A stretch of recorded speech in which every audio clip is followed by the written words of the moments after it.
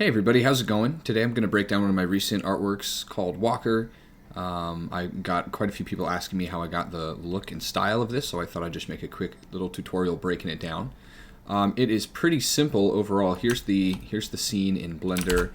I have this little Walker guy that I made just out of different pieces and kind of objects from Technovo. He has a really cool big, medium, small asset pack that has all sorts of different spaceship objects and stuff like that.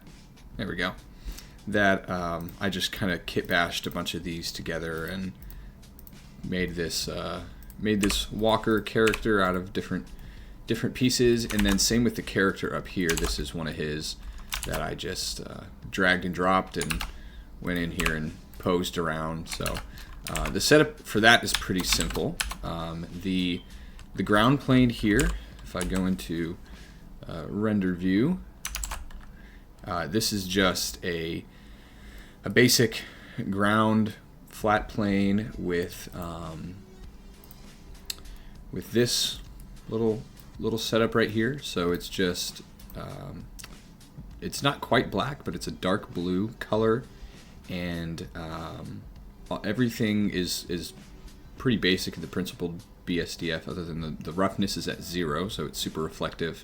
And then for this bump, like wave ripple, it's just two different Gabor textures put together.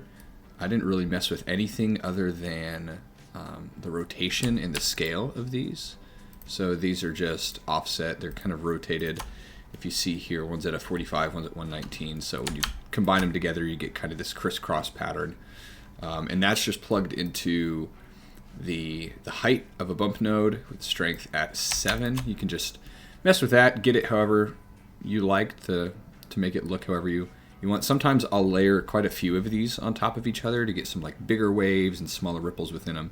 But this one was pretty simple. And then I just have a bunch of these branches that I believe I got from Sweeper 3D from his Patreon, I believe. But you can use anything. You can use, logs, rocks. At one point I was going to do a bunch of rocks, but then I decided it didn't quite have the look I was going for.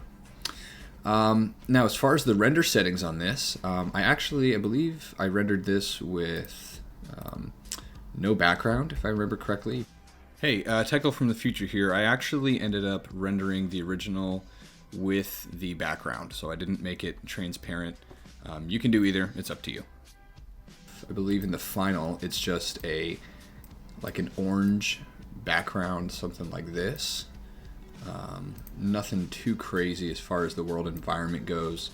And then what you can do is you can go in and add a sunlight and just kind of rotate it however you want to get these, the shadows. I believe on this one I had it at some sort of angle, kind of like this, kind of at a 45-degree angle, just barely lighten up this right side.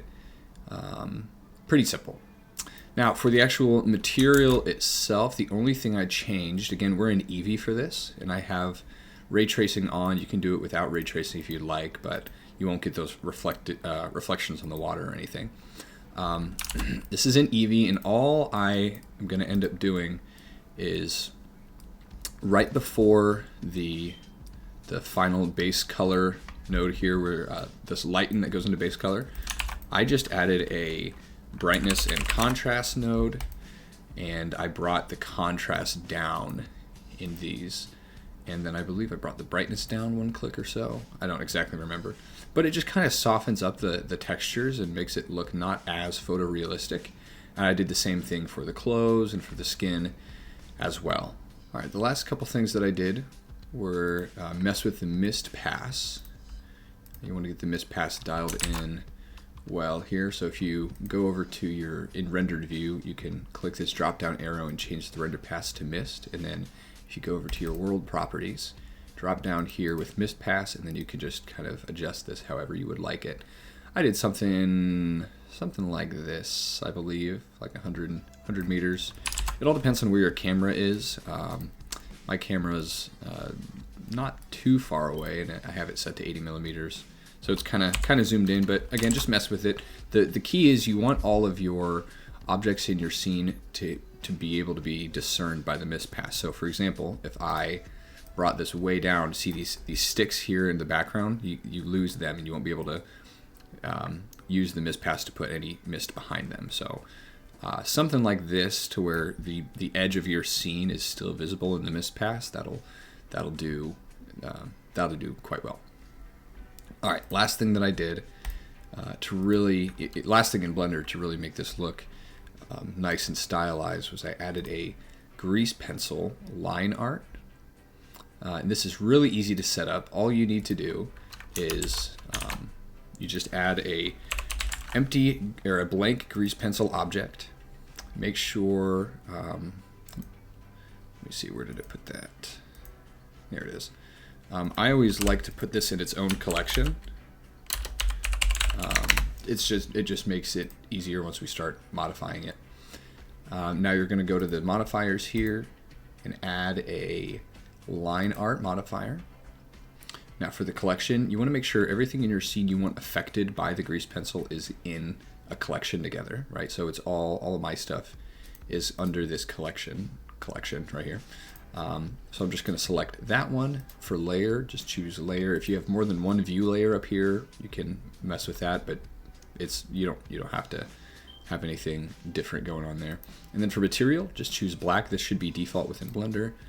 And then you end up with this, which right now is hard to see. So if you go to like 0.05 or something like that, you can see really what's going on here. Now, one other thing you want to do is, if you notice, if I lower this down to like 0.01, the lines share the same thickness relative to their space or their position in Blender space.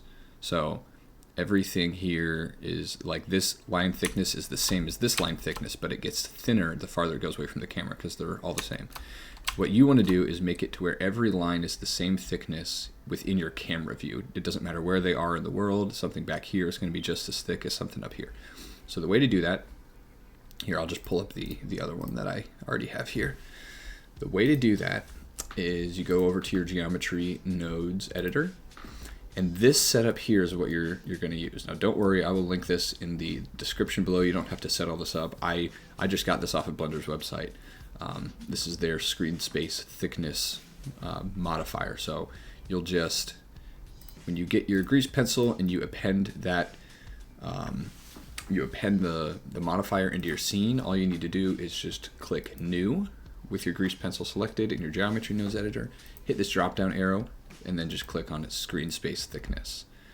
And this is going to make it to where it's all the same thickness all the way across. And then you just kind of need to mess with how thick you want it, and it'll adjust accordingly. I don't remember the final one I have set to. Let's see here.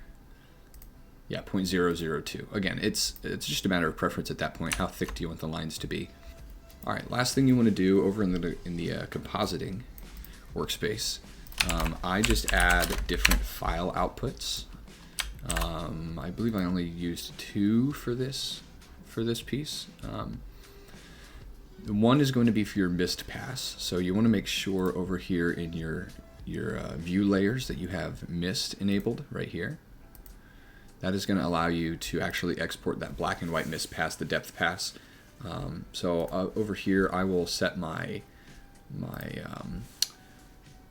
file location wherever I want this and label it just image or beauty or whatever, and the base render is going to go in there, and then the mist render I'll put down here and put that in its own folder, or it can just both go into the same folder. It doesn't really matter.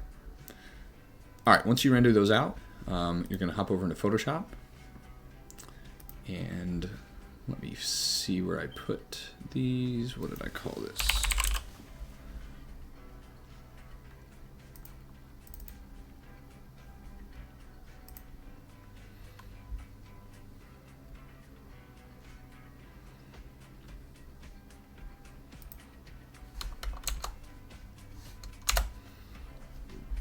All right, once you're in Photoshop, you can just open up your base render.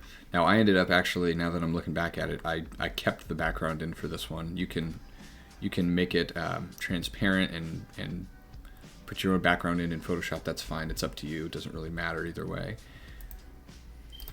And then I will just bring in my mist pass here. Let me get it pulled up. You just drag it in on top. Now for this, you want to set the mist pass to screen. And then I like going in, hitting Control U. This will bring up hue and saturation.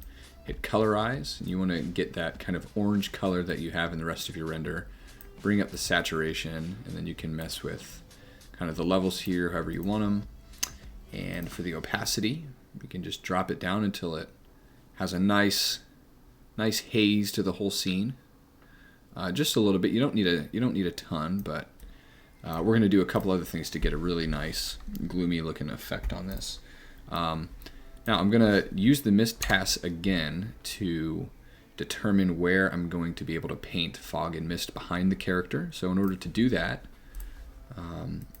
with your mist pass selected, you're going to want to hit Control M. This brings up the curves. And you just want to crunch these in to where you have white behind the character and black in front of and including the character here. Something like this. And then you're going to want to create a new layer. Go back to your mist pass here, click over on channels, and if you control click on any of these, that's just going to select the white and not the black. So we're going to use this as a mask to be able to paint. So if you just go back to your new layer you selected here and click the mask button, that is going to create the mask behind the character. So we can actually use this to paint fog in now. So I'm going to grab my brush. You can use any sort of fog brush. You can do it by hand if you want, but I have a few of these fog brushes like this. I'm going to choose some sort of orange-ish yellow color that matches the rest of my scene, and then I'm just going to go in and paint in some of this fog and mist behind. It doesn't have to be perfect because we're going to lose some of the detail in the later process of this, and that's okay. We'll do something like this. Again, nothing fancy. You can even go in with an eraser if you want and kind of take some of this out or soften some of this up. It's up to you. I'm going to add one more layer on top and go back to my brush and paint some of this fog and mist in the foreground. Nothing wild, nothing too fancy here. Again, we're going to lose a lot of the detail, so don't worry too much about it. Hey, it's me again. I also realized at the end, in the original render, the fog and mist here, I had it a little more saturated and I brought the opacity down a little bit. So you'll get a different look depending on how much you navigate those settings as well. So once you have this, I am going to go in and select all of my layers here and hit Control J to jump them and Control E to combine them all together. So now this layer, everything is together in one layer. Now I'm going to right click, convert to smart object. This is going to allow us to go back and it kind of makes it non-destructive in the workflow. With this layer selected, Control Shift A. This is going to bring up our camera raw filter where all the magic's going to take place. Now in this you're just going to make some adjustments. There's no right or wrong way to do this. You want to get the look that you think looks nice in your scene. I have my preference on how to do it, but you can figure it out on your own as well. I typically add a little bit of contrast in and mess with some of the white and black values. And then for this piece, I'm going to bring the temperature up a little bit, the vibrance up, and the saturation down just a hair. I'll bring a little bit of texture in, drop the clarity. If you drop the clarity, it gives that kind of hazy look to it. Just a hair. Pull the dehazing down a little bit. I'll add a little bit of a vignette in here. I'm not going to add grain yet because we'll come back in and do that again later after we take it over into Topaz. We can mess with curves here. You don't really have to. Actually, I do want to tint this a little purple in here.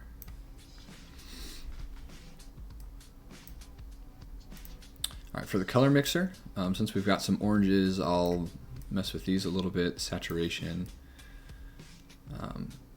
Again, the end goal of this is going to be kind of a stylized poster look, so we're going to lose a lot of these fine adjustments in a little bit once we hop into Topaz. Don't worry too much about the details here. Maybe I'll mess with the shadow color, bring a little bit of blues in, some orange into the highlights. Actually, I'm going to bring this vibrance down a little bit. Detail, I will bring a little bit of sharpening in here and kind of bring the mask up so the edges around the character and the branches are going to be a little sharper than the rest. I'm not going to mess with optics or lens blur or anything like that. Now, I will export this and we'll take it over into Topaz Studio 2. Alright, now that we're in Topaz, just bring your render in here.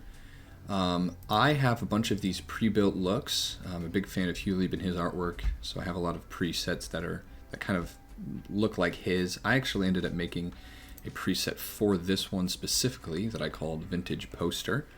I'm just going to add that and I'll walk you through what it's made of. I have a curves here giving a little bit of this S-curves.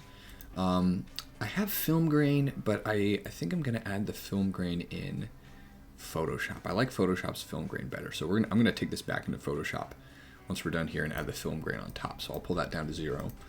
This color overlay, I'm going to be honest, I don't know exactly what it does. I think it just kind of puts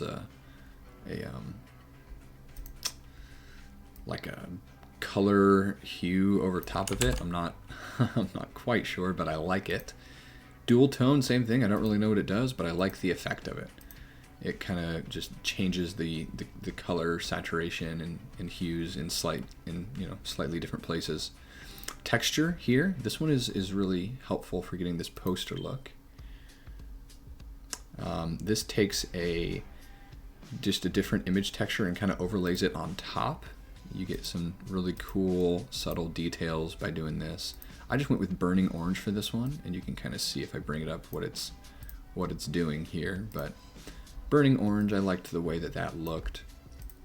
I have a basic adjustment. This just kind of messes with the hue, clarity, shadow, stuff like that, again, on top of what we've already done in Photoshop. And I have a second one here. Yeah, again, mess with it. It's up to preference. You can have one or both of these on or none, it doesn't matter. Now, the two most important ones in my opinion are going to be color theme. This is going to take original colors from the image and adjust them with different colors that you set. So for this blue, for example, you can see what it's doing if I make it like hot pink or whatever. See, it's just kind of taking these oranges and shifting them towards this color. So I'll keep that on like a blue. I think is what I had it on before. And then impression. Impression is going to give you this like paint stroke look over the top of your render, like you can see up here in this fog. I like this type 4. It's a little softer. You can mess with the opacity that you would like. I like having it on medium. This is going to be just like the size and amount of brush strokes. High is going to be a lot of really small detailed strokes, but medium works quite nice. And then mess with the smudge. The smaller the smudge, the clearer these brush strokes. For example, if I crank it up like this, you can see more smudge, the more it kind of blurs those brush strokes. And then spill.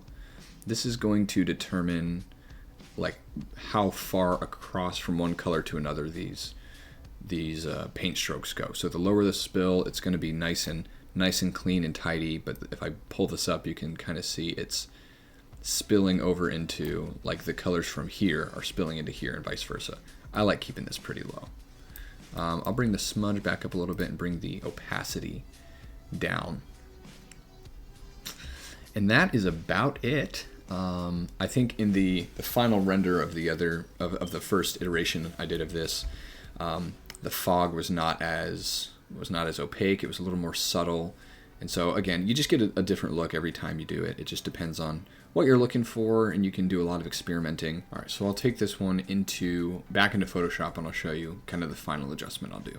All right, now that we're back in Photoshop, I will just take this, convert it back to a smart object, and open up the camera raw filter once again.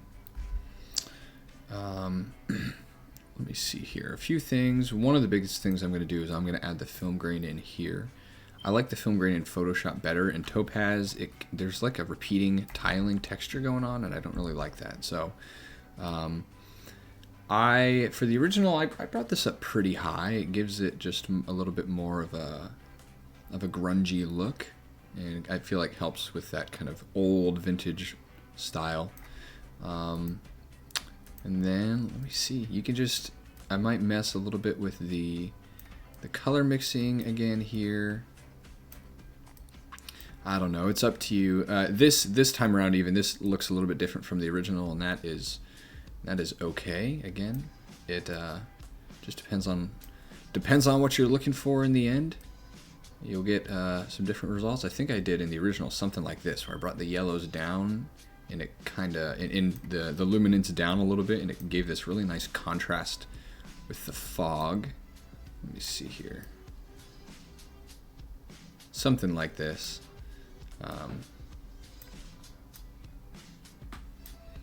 And then maybe I don't know, bring the exposure and contrast, mess with them a little bit here, and something like that. It doesn't really matter.